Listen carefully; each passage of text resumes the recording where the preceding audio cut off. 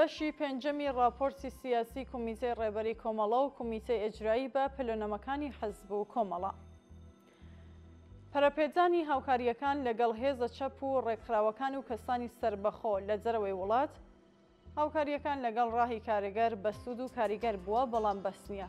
پێویستە ئەم پەیوەندی و هاوکاریانە لە جەرەوەی خاڵە هاوبەشەکان لەگەڵ ڕێکخراوەکانی تری وەک شۆڕەی هاوکاری، ئیتحادیە فەداییان، حەزبی کۆمۆنیستی میم لە مێو، حەزبی کۆمۆنیستی کارگەری ئێران بەردەوام بن و پەرەیان پێ بدرێت. هەروەها ژمارەیەکی زۆر لە چالاکانی سربەخۆی چاپ لە جەرەوەی وڵاتیش هەن. ئەگەرچی ئەوان لەبەرەی هێزە چەپ و کۆمۆنیستەکاندان، بەڵام هێشتا دەفرێکی ڕێکخراوی یاوتۆیان نییە کە بتوانن توانای و پۆتانسیێلی شۆڕژگەرانەی ئەوان بکات بە هێز و وزەیەکی خەباتکارانە. کارکردن لەسەر ڕێکارێکی کە بتوانێت هەم حەزب ڕێکخراوە چەپ و کۆمۆنیستەکان و هەم هەڵسوڕاوانی سربەخۆش کۆبکاتەوە لە زمرەی یەکێک لە پێویستیەکانی ئەم قۆناغە دەبێت. ئاراستە استراتیژی و تاکتیکەکانمان لە کوردستان.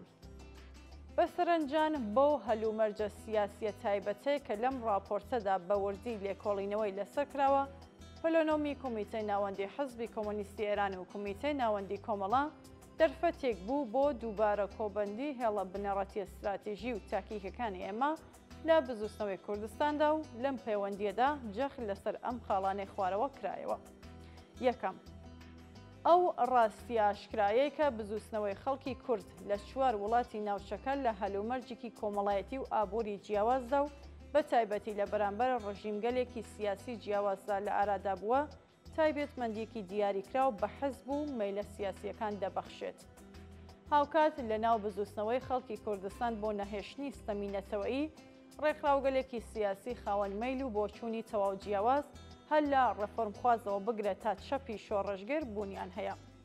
هەندێک مەیل و بۆچوون هەیە کە خەباتی خەڵکی کورد تەنیا لە کۆمەڵێک ویست و داخوازی ڕەفۆرمخوازانە لە چوارچێوەی بەشداریکردن لە پرۆسەی سیاسی دەوڵەتە داگیرکەر و دیکتاتۆرەکان لەوانە خوێندن بە زمانی دایکی و پۆشینی جلوبەرگی نەریتی و شتی لەم چەشنەدا سنووردار دەکات. لە هەمان کاتدا مەیلێکی سۆسیالیستیش هەیەکە بە پشتبەستن بە ڕاستیە بابەتیەکان و ئەزمونە مێژوویەکان پێی وایەکە پرسی کورد و ڕزگاربوونیان لە ستەم و چۆستانەوەی نەتەوەی و چینایەتی لە چوارچێوەی ئەو دەوڵەتە دیکتاتۆر و کۆنەپەرستانە ئێستادا بەدینایەت و وەک هەر نەتەوەیەکی دیکە داواکاریە کەلتوریەکان بە تەنیا ناتوانن ببنەهۆی نەهێشتنی ستەم و چۆسانەوەی نەتەوی و ئەم ستەمە وەک زامێکی چارەسەر نەکراو دەمێنێتەوە. چەپی شۆڕژگەری و سۆسیالیستی لە بزوستنەوەی کوردستاندا پرسی کورد دەبەستێتەوە بە پرسی ڕزگاری گشتی لە هەموو جۆرەکانی هێشتبوونی دەوڵەتی ناوەندی، ستەمی چینایەتی، ستەمی جندەری و ستەمی ژینگەیی. ئەوە کرێکار و زەحمەتکێشی کوردەکان لە ژێر گوشاری ستەمی چینایەتی و نەتەوەیتە گیان فیدایانە ئامادەی خەبات و تێکۆشانە ئەگینە لە دنیای سەرمایەداری ئێستادا سنوورەکانیان بۆ سەرمایە لابردووە. دووهەم، بەڵام واقعی بنەڕەتی بوونی مەیل و حەزبە سیاسیە فرەچەشنەکان بریتیە لە بوونی چین و توێژە جیاوازەکان لە کۆمەلگادا. نەتەوەی کوردیش وەک هەر نەتەوەیەکی دیکە لە چین و توێژی جیاواز پێک دێت و بە گوێرەی تایبەتمەندی کۆمەلگای سەرمایەداری لە هەر یەک لەو چوار وڵاتێکە خەڵکی کوردیاندا دەژی، خەڵکی کوردیش بە هەمان شێوە دابەش بووە بەسەر چینی هەژار و دەوڵەمەند واتە کرێکار و سەرمایەدار، چینی باڵادەست و ژێردەست، زەحمەتکێش و خاوەن سەرمایە و بە کورتی چینی سەرەوە، چینی مامناوەند و چینی خوارەوە. حەزب و ڕێکخراوە سیاسیە کوردەکانیش لە هەر وڵاتێک شوێنی خەبات و چالاکی خۆیان بۆ بەرەو پێشبردنی خەبات و بەدیهاتنی بەرنامەکەیان پشت بە چین و توێژێکی دیاریکراو دەبەستن و لە بەرامبەریشدا هەر چین و توێژێکیش بەرژەوەندیەکانی خۆی لە ئامانج و بەرنامەی حەزب و ڕێکخراوێکی دیاریکراودا بەدی دەکەن. مەیلی چەپ و سۆسیالیستی نەک هەر بۆ داواکاریە کەلتوریەکانی نەتەوەی کورد، بەڵکو بە دووەداچوون بۆ داواکاریە ڕادیکاڵە ئابووری و کۆمەڵایەتیەکانی دیکەش دەکات، هەڵبەت نەک لە چوارچێوەی هاوکاری لەگەڵ دەوڵەتە داگیرکەرەکان و خەساندنی بزوستنەوەکە، بەڵکو بە هاودەنگی و هاوخەباتی لەگەڵ بزوستنەوە و پێشڕە و پێشکۆتن خوازە سەرتاسەریەکان.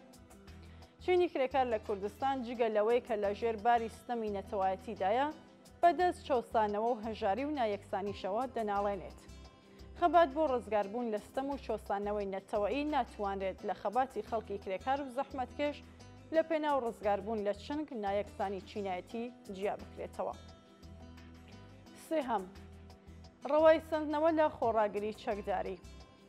حەزب و لایەنە لیبراڵ و کۆنەپارێزەکان لە کوردستان بە هاوکاری دام و دەستگا پڕۆپاگەندەیەکانی ڕۆژاوە ئەم ڕۆژانە خسە لە بێهێودەیی و ناکاریگەربوونی خەباتی چەکداری دەکەن و لە مەتحی ڕێشوێن و مێتۆدی ئاشتیانە و مەدەنی شت دەنووسن.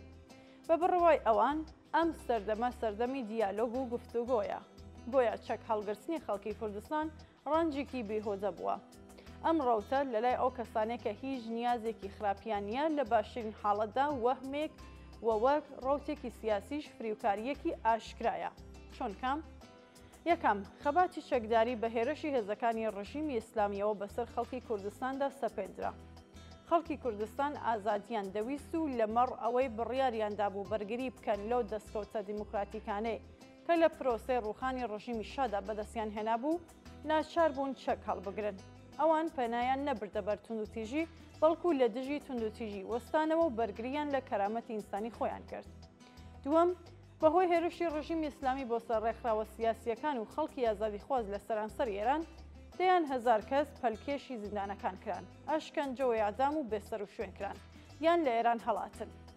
خۆڕاگری چەکداری لە شێوەی پێشمەرگایەتیدا سەنگەرێک بوو لە بەرامبەر هێرشی دڕندانەی ڕژیم بۆ سەر کوردستان. جگە لەوەش لە ماوەی شەڕی 8 ساڵەی کۆنەپەرستانەی ئێران و عێراق بەهۆی ئەم فۆرمە خۆڕاگریەوە ڕژیم هەرگیز نەیتوانی گەنجانی کوردستان لە ئاستێکی بەربڵاودا ببات بۆ سەربازی و لە بەرەکانی شەڕدا بیکاتە قوربانی، شەڕێکە سەدان هەزار گەنجی ئێرانی تیادا بوونە قوربانی. سێهەم، دام و دەستگای پڕۆپاگەندەی ڕۆژاوە لە کاتێکدا کە خۆیان بەرهەمهێنەری مۆدێرنترین و فرەچەشنترین ئەمرازەکانی توندوتیژی و سەرکوتن و لە فرۆشتنیان با دیکتاتۆرەکان قازانجێکی زۆر و زەوەند بەدەست دەهێن و لە بەرامبەردا ڕەوایەتی دەدەن بە توندوتیژی دەوڵەتەکانی ناوچەکە لە دژی خەڵکی کورد و داوا لە قوربانیانی ئەو تاوانانە دەکەن کە بە پێچەوانی ویستی خۆیان دەستیان بردووە بۆ چەک ڕێگای ئاشتیانە بگرنە بەر، مافی ئەوان بەرگریکردن لە خۆ بۆ خەڵکی کورد بە فەرمی ناناسن. چوارەم، وەدیهاتنی استراتێژی ئێمە لە بزوستنەوەی کوردستاندا هەرگیز لەسەر بنەمای سەرکۆتنی نیزامی پێشمەرگەدا نەمەزراوە. ئەمانجی ئێمە بۆ ڕزگارکردنی خەڵکی کرێکار و زەحمەتکێش بریتیە لە شۆڕش، واتە پرۆسێکی کە لە ناو شارەکاندا دەست پێ دەکات و لە ڕێگای خۆپێشاندانی بەرین و ڕێکخراوەوە ڕووخاندنی شۆڕشگەرانی حکوومەتی ئیسلامی مسۆگەر دەبێت. شۆڕشی کە کۆمەڵانی خەڵکی کرێکار و زەحمەتکێش و ستەمدیت و تیاندا هێزی بزوێنەرن. شۆڕشێکی لەم شێوەیە نەک تەنیا دەرەنجامی ئێرادە ئێمەیە بەڵکو پشتبەستووە بە واقعی بنەڕەتی ئابووری و کۆمەڵایەتیەکان. ناتەبایی چینایەتی، نایەکسانی و هەڵاواردن، بێبەشی کۆمەڵایەتی، نەبوونی ئازادی تاک و سیاسی و پێتر، هاوکار لەگەڵ خەبات و تێکۆشانی بەردەوام وشیار دەرانە و ڕێکخراو لە کۆمەلگایەکدا کە بەرەو شۆڕش و گۆرانکاری بنەڕەتی و ئابووری و کۆمەڵایەتی دەبات. پێنجەم، ئێمە وەک پرەنسیڤێک لە سەروی هەموو شتێکەوە هەوڵ دەدەین لە ڕێگەی ئاشتیانەوە سەرجەم ئامانجە دادپەروەری و ئینسانیەکانمان بەدی بهێنین. لە ڕاستیدا ئەوە دوژمنەکانمانن کە ناچارمانی کردوون دەست بۆ چەک ببین. خەباتی چەکداری وەک تاکتێکێکی سیاسی دیاریکراو پەیوەندی بە هەڵسەنگاندنێکی دیاریکراوی هەلومەرجی سیاسی، کات و شوێنی گونجاو، هاوسەنگی هێزەکان، توانا و ئەگەرە مادیەکان، توانایی کردەی بۆ درێژە پێدانی و هیتت هەیە.